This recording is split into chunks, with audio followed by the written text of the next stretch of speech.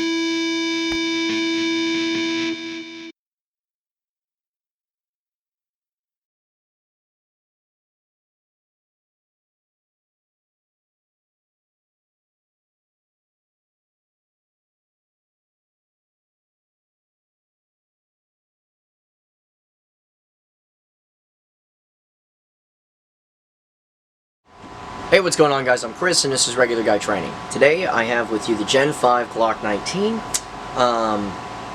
post 40,000 rounds. Now, here's the thing about this, individually. As far as this handgun's lifespan and that kind of stuff, it's been quite a bit pushed. And the funny thing is that as far as the round count is concerned, out of the 40,000 rounds fired through it, I shot around about half of that. And the reason why I individually shot about half of that is in its stock configuration, it was handed out to a lot of students because they brought like an XD and the thing died, or a lot of times I'll get emails from people that want to go out and get training, but they don't know what guns to buy, they don't have handguns yet, and that kind of stuff. So I tell them, look, just come out, I'll make sure that you got a holster, a solid belt, and I'll let you use one of my handguns. You don't have to worry about a rental fee, none of that stuff.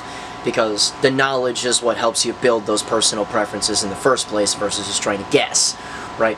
So, around about 20,000 of those 40,000 rounds. The only reason why I've even was able to really track those numbers well is I counted the number of classes that this guy went through. There is a round count that we go through that's listed on the website and that kind of stuff. And then I track how many rounds that I fire through individual handguns and that kind of stuff. And a lot of times it's deliberately undershot so that I don't inflate the round counts. So yeah, there's a lot of little stuff missing here and there that could probably add to the round count. It's irrelevant. The whole point is that definitely 40,000 rounds have been fired through this guy individually. And the funny thing is that I'm going to answer this question right now, because a lot of guys have asked me this question in the past. Well, do you think the Gen 5s are up to snuff, or is it very much like, like a Microsoft product where the first couple of years that they come out, they got bugs and that kind of stuff? Yes and no. Yes, meaning as far as reliability, straight out of the box, stock recoil spring, all that stuff. It's a functional handgun, it works fine.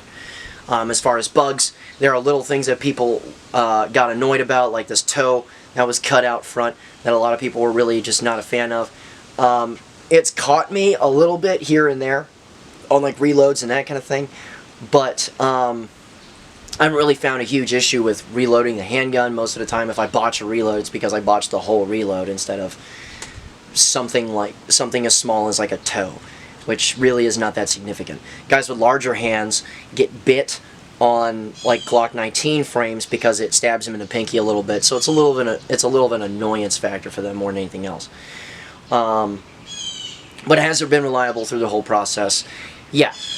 You guys have noticed that there's really been like a revolving door of shit that's just been mounted and dismounted to this handgun. And that's mostly because I'm playing with a lot of different things. I'm testing a lot of different things at once. Because you guys have seen two different types of optics on here now. This is the second finish that was applied to it. Its original one obviously was replaced when I got this cut for a dot. You guys have seen two different types of compensators and also two different types of barrels. And you also have seen two different types of lights. You guys have seen my absolutely beat to shit 800 lumen TLR1. This is the 1000 lumen 20,000 candela TLR1 that's fairly new.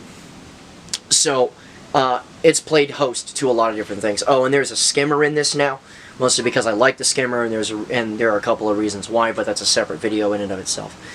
There have also been three different recoil spring packages in this thing.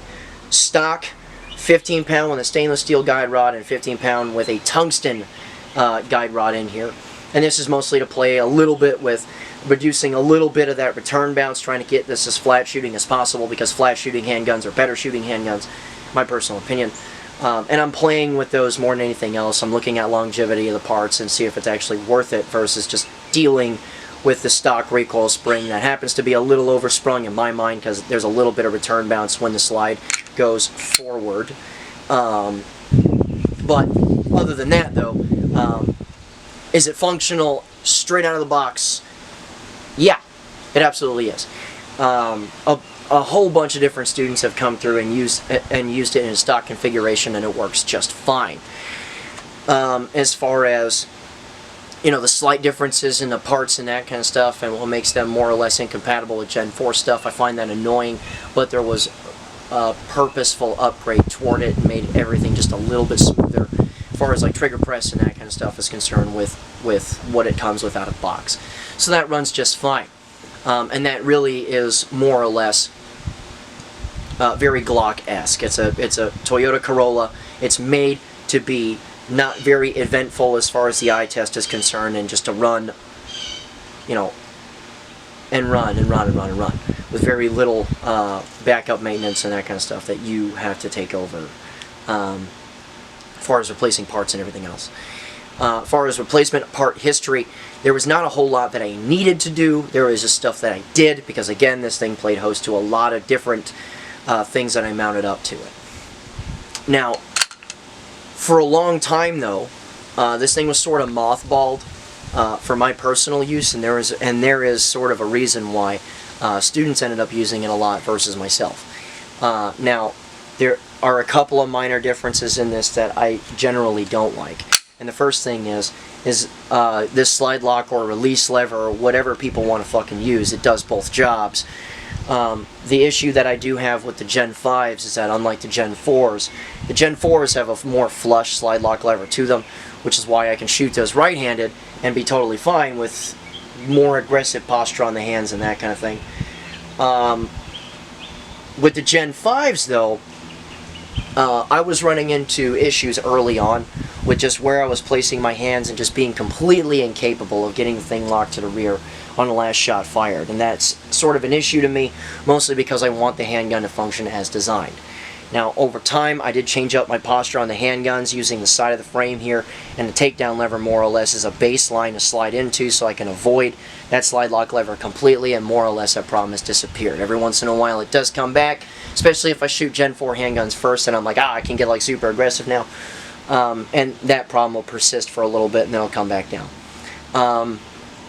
And for a while it was mothballed because it just wouldn't function in the way that I wanted it to function. So students ended up using it and they didn't really have any extra issues because right-handed people grow up shooting handguns and while also dodging slide lock levers, which if you've trained yourself up in the last decade, while a lot of these switches have come into play, you didn't train yourself to deal with lefty-friendly controls because they either were non-existent or they were just sort of fakely put in place there, like something that comes to mind in particular is like the MMP 2.0, where it's got an ambi slide lock lever on it, and the MMP 1.0s, which were very subdued and out of the way. And in the MMP 2.0, with like the increased tension on it, on the functional side of that slide lock lever, which is what your magazine follower is pushing against, that tension was increased. So now this side is about useless. Okay, so lefty-friendly controls that don't actually function are annoying to me, right? So you're not used to dealing with that, and of course I had to adapt to that over time, and now it's less of an issue. But that said, obviously over time you fix those issues.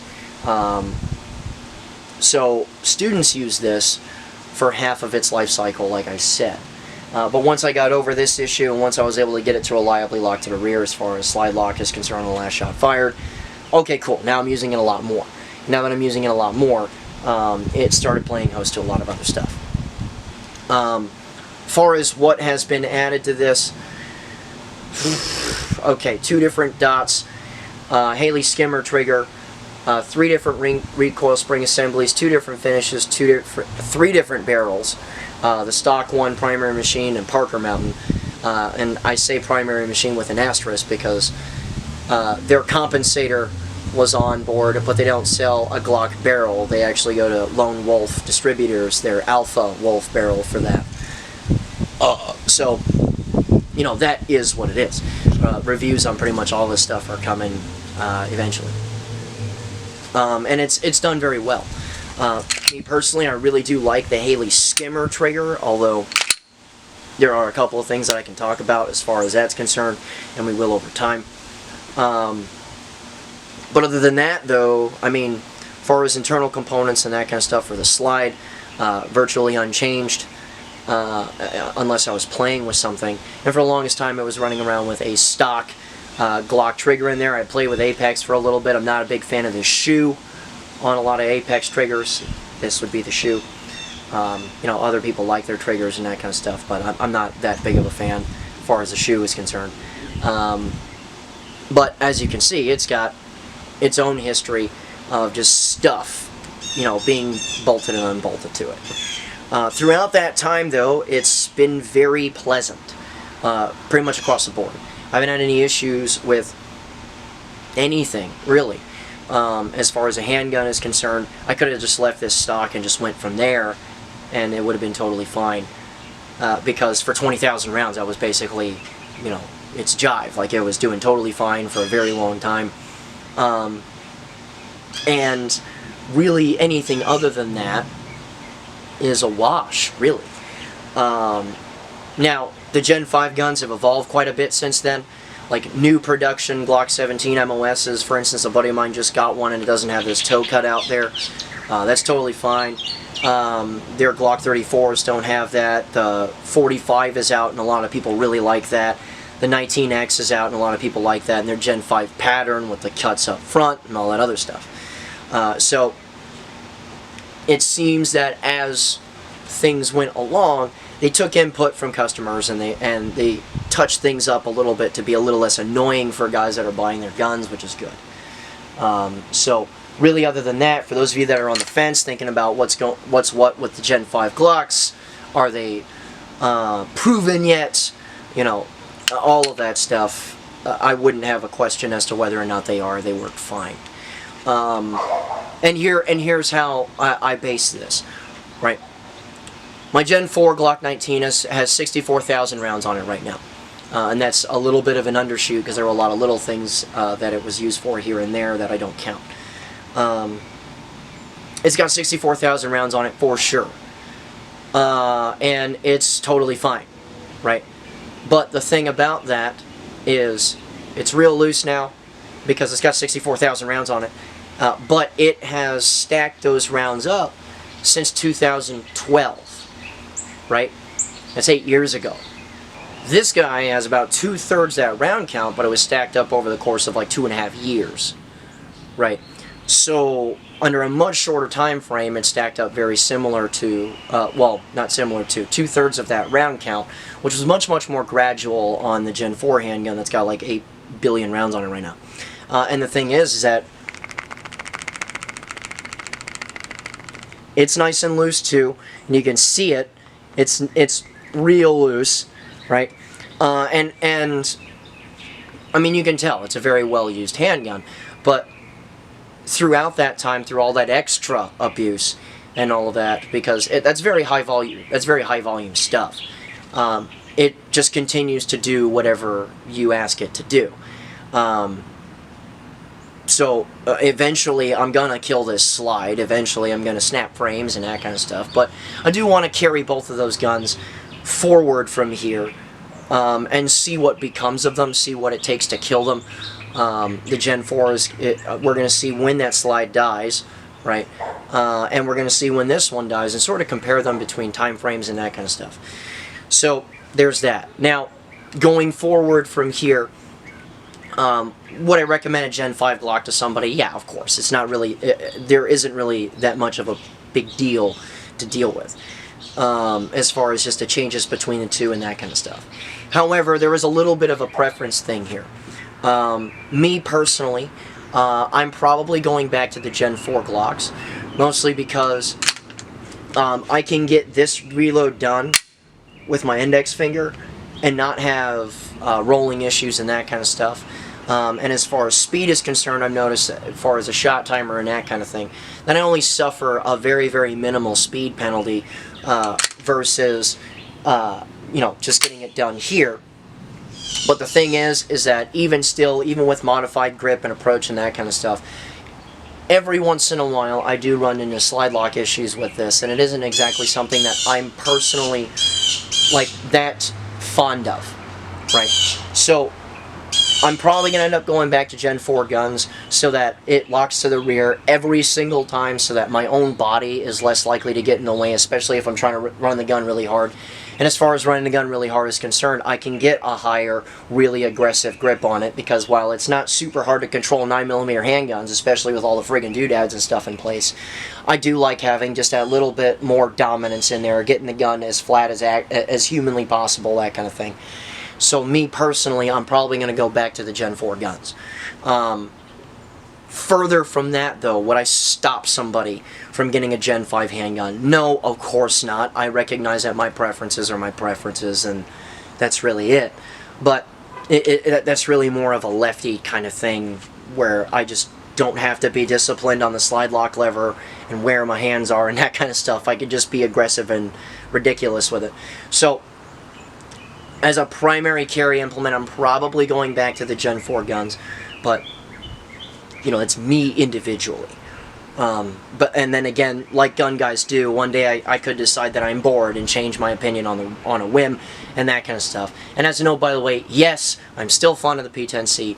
Yes, I still carry it on occasion. It hasn't been totally mothballed and that kind of stuff. Although I do shoot it less because I'm testing a lot of Glock stuff at the moment. So, realistically speaking, I mean, that's it. You know, the Gen 5 guns at this point, to me, have proven themselves. I've seen a lot of them come through classes. There aren't any goofy and stupid issues. They're good hosts for all kinds of stupid crap that you want to do with your handgun. Not all guns are, right? But, you know, the Glock in and of itself seems to have proven itself as just a handgun that you can tinker with, which a lot of people like and a lot of people mess with, which is totally fine. Whether or not it's worth it to you, really, it has to have a basis in whether or not it's going to work all the time. And how much you're dicking with a handgun, you really do need to weigh the pro and con, meaning what is it giving to me and what is it taking away, and then make a decision. And your decision making has to be based in collected data, meaning you have to go out and shoot the thing, you got to go take classes with it, you got to go train with it, and you got to go see if there are issues with a thing that you're seeking to improve. Does that make sense? I'm not going to stop people from improving their stuff, because a lot of times our most hard-learned lessons are from things that we screw up. So, you know, there's that. Just be careful of what you carry. What I will say is that when you start dicking with handguns and that kind of stuff, what you really shouldn't do is put all this together and then just carry it, right? Go test it first. Make sure that it's run a couple thousand rounds before you put it on a belt and carry it on a day-to-day basis. So, with that said, I don't have much more from here, guys. A lot of classes got added to the schedule, so you can go check that out on our website below. We're out pretty far on the calendar now, and I'm not done adding things just yet. So go check out what's going on. A couple of cool things, for instance, there's a lot of different states that you guys have been asking me to go to and train with. Like Florida, we're going back to Paisley. Because the full spectrum warrior range is very, very accommodating, and they're just good people there. So also the student base that is beginning to get built there is very good. I'm going to have to watch myself because they're improving at a pretty frightening pace. We are going there to go train some more. We have a vehicle class in Drakesboro, Kentucky. That's on the Down Zero. That's at the Down Zero range out in Drakesboro, Kentucky. We're going to have something like 3 vehicles out there and that kind of shit. So, you know, coming out there and seeing what's what through our vehicle class, you know, a lot of guys come back from that class really not just enjoying themselves, but they learn a lot of things as far as like game planning, how to deal with themselves in a car and that kind of stuff. Also, we make sure that there's glass in these vehicles. So besides the cool factor of exploding glass and that kind of stuff, there are certain things that you have to deal with as far as that is concerned. And there's a lot of things to teach as far as windshield deflection and all that other thing. So that is happening. You know, and list of other stuff that's going to get put up. There are a few things I haven't made my mind up on yet, but once my mind is made up, I'll go ahead and announce other classes that are coming up. If you want to support us through Patreon, you absolutely can. Those of you that want to just throw a couple of bucks at us so that we can, you know, continue to do this kind of stuff as effectively as we are, I really do appreciate it. And for those of you that want to get something out of it too, if you sign up for $41 a month, you can train with us as much as you want to.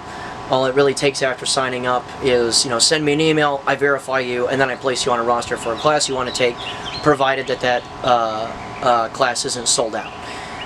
And with the elections coming soon, those classes are starting to fill up a little bit more as we go, because, you know, shit's wild these days. But that said, you know, you can check us out on Facebook. I've had Instagram forever, so you guys can check me out there. I put in like little clips of stuff that I'm testing all the time.